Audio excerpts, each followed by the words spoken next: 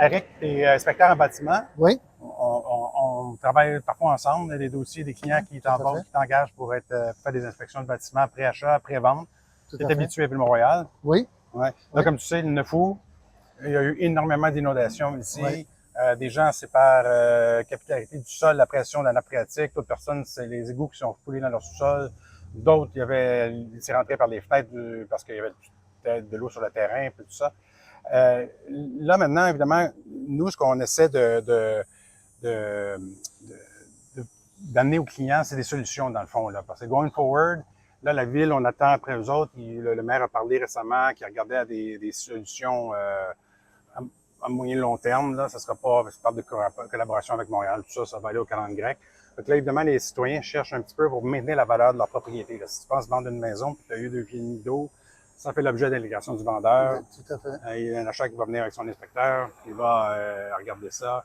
Je pense que ce qui est important, c'est que le vendeur démontre qu'il a pris des actions pour essayer de corriger la situation. Fait que si on fait un topo là, de qu'est-ce qui peut être fait, dépendamment de qu'est-ce qu'on voit, là, évidemment, quand c'est le terrain qui déborde, il y a les problèmes de pente, les margelles, et tout ça. Là, Donc la première des choses serait vraiment un bon paysagement autour du bâtiment.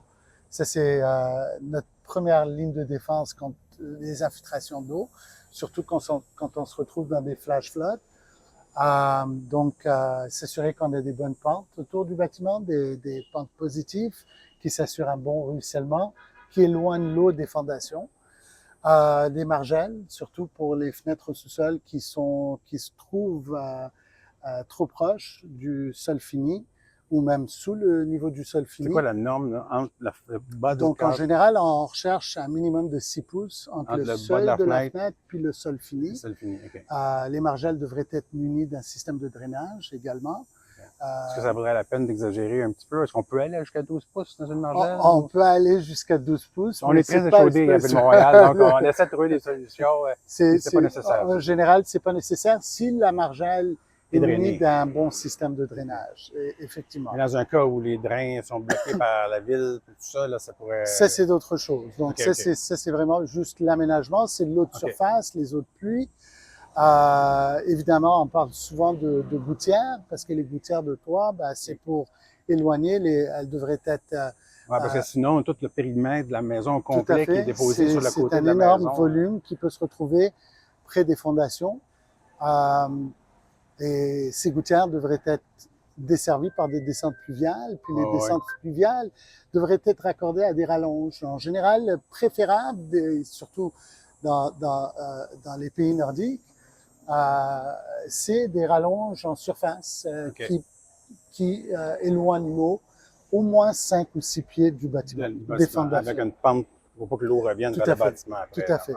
L'autre chose, c'est s'assurer que, bon, là on parle de l'aménagement autour du bâtiment, on parle de certains composantes, notamment les margelles, puis les gouttières, mais aussi les fondations. Si on voit des faiblesses dans la fondation, des ouvertures, des fissures, évidemment, ça arrive souvent. On a souvent des fissures. Ces bâtiments, ces plus vieux bâtiments qui ont des fissures dans les fondations, ben c'est certain que eux doivent être réparés. C'est un point d'entrée. Ça, c'est un point Surtout d'entrée. quand la nappe phréatique est remplie et chargée. Là.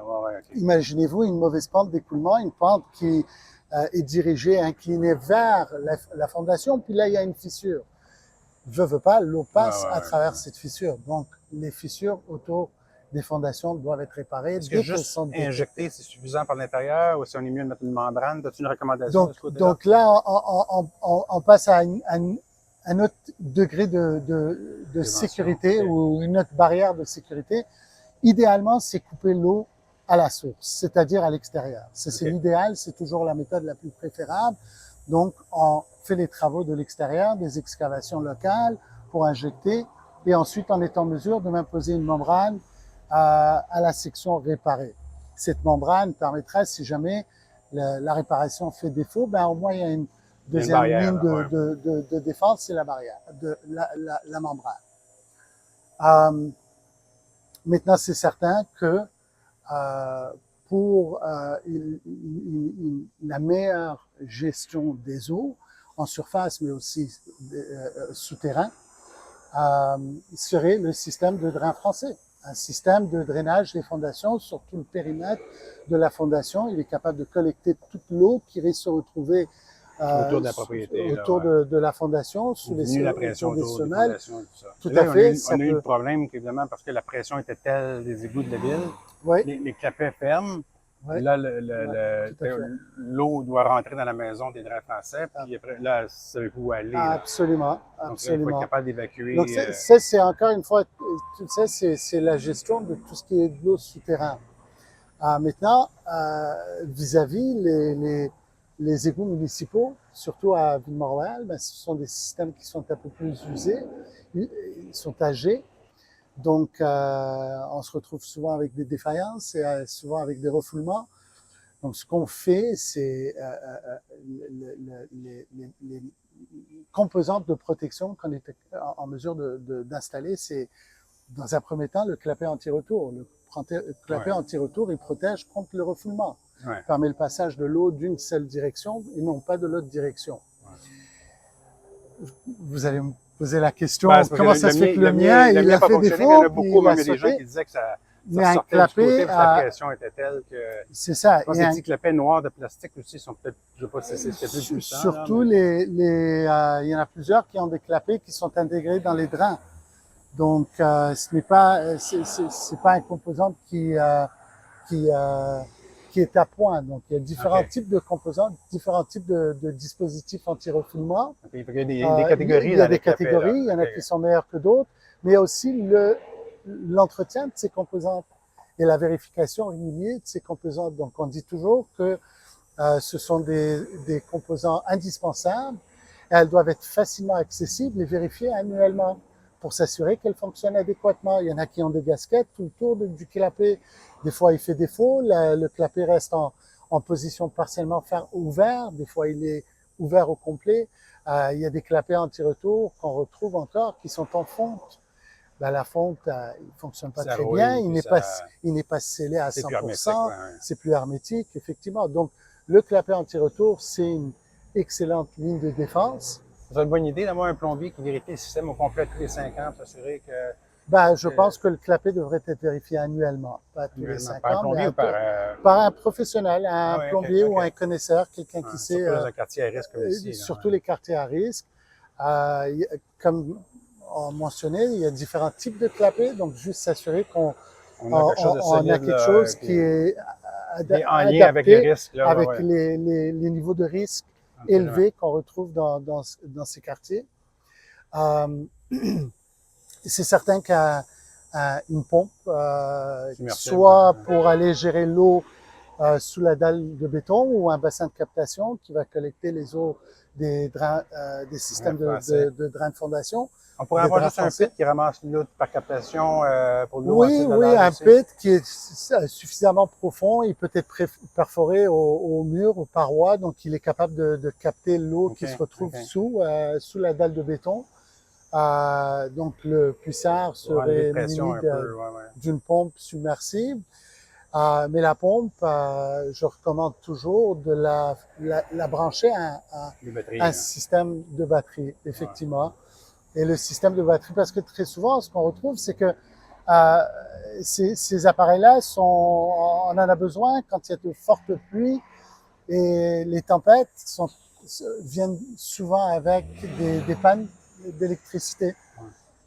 Donc, ta pompe qui elle est branchée au système d'alimentation du bâtiment, ne fonctionnera plus. Puis là, on a des refoulements à partir de nos bassins. C'est ce qu'on a vu surtout dans plusieurs bâtiments le 9 août. Des citoyens qui avaient des clapets anti-retour et des pompes, des bassins de captation. Ça a refoulé à partir de ces zones-là parce qu'ils n'avaient pas un backup, un système de batterie. Mais le système de batterie devrait être conçu en fonction d'une certaine durée. Puis le système de pompage devrait être suffisamment large pour gérer un gros volume. Je pense que les petites pompettes le dépôt, là, le dépôt et Oui, ça compagnie, risque là, d'être insuffisant. c'est ça, ouais. Ça risque de pas avoir suffisamment de jus Ça, les plombiers pour devraient être en gérer. mesure d'offrir des choses qui Un sont plombier assez... devrait être en mesure de dimensionner en fonction des besoins. Là je pose pas une colle, là, tu me l'as dit. Là, tu me dis, c'est pas légal en ce moment de se fermer, de se déconnecter de la ville. Euh, c'est Beaucoup de de se monde qui déconnecter, va de dire, se ils ont vu dans les vieilles fermer de maisons la des ville. espèces de valves. Oui, là, tout à fait. avec- On avait des valves sur lesquelles on fermait carrément les évacuations.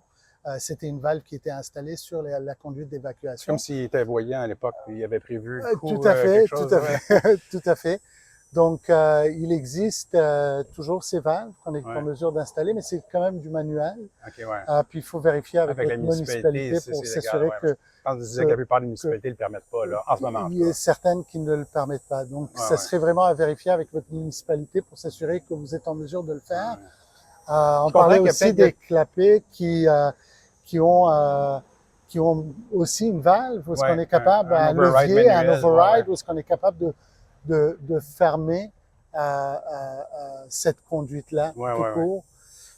C'est certain qu'on va pas vouloir prendre des douches puis flusher les Non, salles c'est de ça. Ben, bain. je pense que c'est peut-être pour ça qu'ils ont dit illégal, parce qu'ils ont dit, Ouais. là, les gens vont l'oublier, puis il va Ben, y il y a avoir toutes une sortes de désastres qui vont se faire dans les potentiel de maisons. négligence, Ouais. effectivement. Mais là, Ouais. peut-être, en tout cas, ça, c'est mon éditorial, mais je pense que peut-être les villes vont falloir qu'ils poussent Ouais. le pour et le Ouais. contre entre Ouais. les citoyens qui, sinon, lui-même, parce qu'il oublie son clapet puis il prend sa douche, puis la ville qui met Tout trop à de fait. pression sur Tout le à fait. système, en tout cas, les égouts de la ville. Là. Ouais. Donc, ça, c'est un sujet de discussion un peu ardu à Ville-Montréal présentement. Toi, est-ce que tu es quelqu'un qui, tu sais, là, il y a eu beaucoup d'eau, c'est pas tout le monde qui a une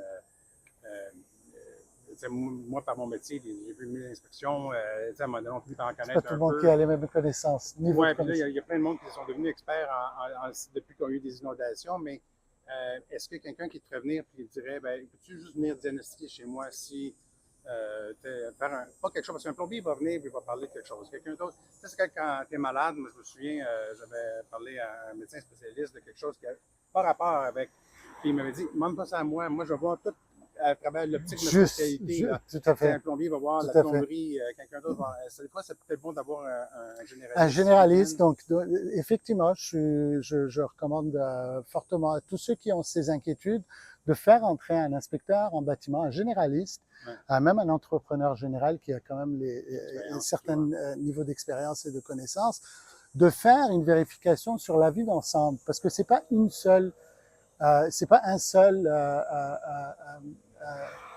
une seule stratégie, exactement. Il y a plusieurs points d'entrée, puis on va vouloir les analyser sur leur ensemble. Parce que j'ai peur que si on puis mettre en place le problème qu'il y a eu la dernière fois. Effectivement, puis la prochaine fois, ce sera un autre problème. Effectivement, donc c'est bien de regarder la vue d'ensemble, s'assurer que tous les éléments sont en notre faveur. C'est certain qu'il n'y a pas de solution bulletproof, hein. Il n'y a pas de solution miracle, il n'y a pas de garantie, mais on est en mesure de mettre en place des mesures qui peuvent atténuer grandement ces risques. Immobilier, quelqu'un qui veut maintenir la valeur de sa propriété, qui a démontré qu'il peut faire venir des spécialistes, un inspecteur, qui soit un ingénieur ou autre. Il démontre qu'il est diligent, puis qu'il cherche à faire des efforts à protéger son immeuble. Oui, tout à fait. Écoute, merci beaucoup pour tout. Merci, ça m'a fait plaisir. Les points de vue que tu nous as donnés aujourd'hui, puis on espère que ça va aider les gens. Je l'espère aussi. Merci. Merci, François.